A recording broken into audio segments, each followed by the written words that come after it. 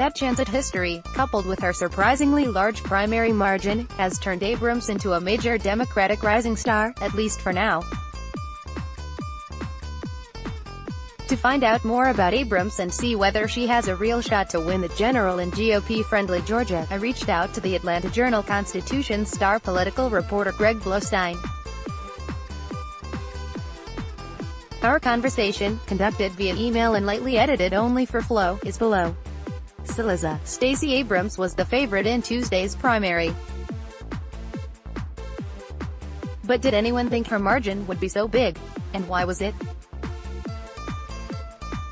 Blostein, that margin was a shocker. Abrams was the odds-on favorite to win the primary. Even her opponent, Stacey Abrams, released an internal poll showing her trailing a few days ago, but a 53-point victory? She might as well have driven a steamroller over her opponent.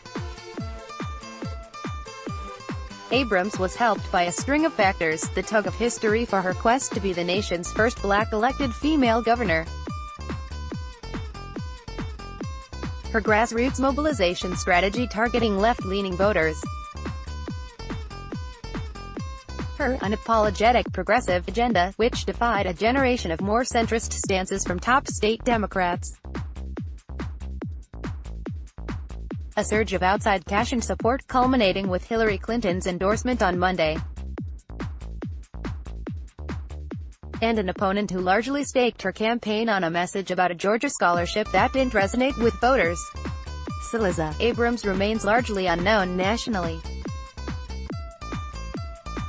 Tell me about her political career leading up to this point. Blostein, her background has played a prominent role in the campaign.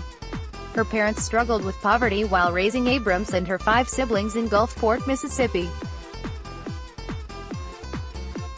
The family later moved to Atlanta, and Abrams graduated from Spelman College and Yale Law School.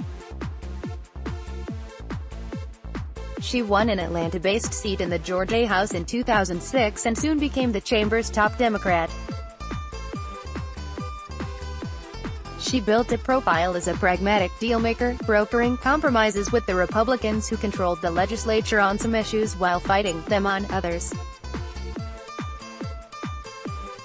When criticized by her opponent for cutting those deals, she said her negotiations helped stave off more onerous proposals. When she entered the race in June, she unveiled a progressive platform that she steadily built upon.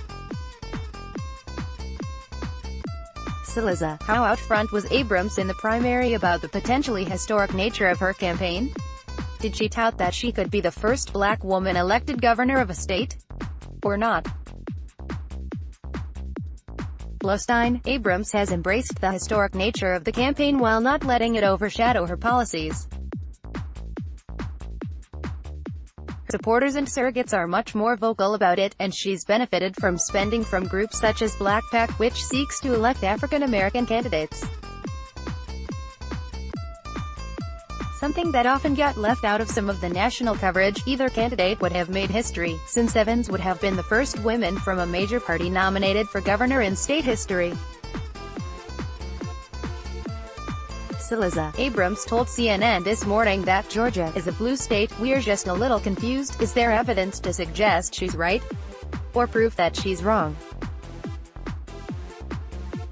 Blostein, that's one of her favorite lines.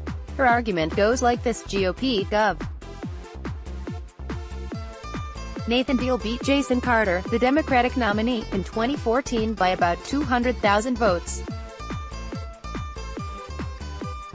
She contends there are as many as 800,000 left-leaning voters, many of them minorities, who rarely cast ballots in midterms, and who just need to be energized by the right candidate.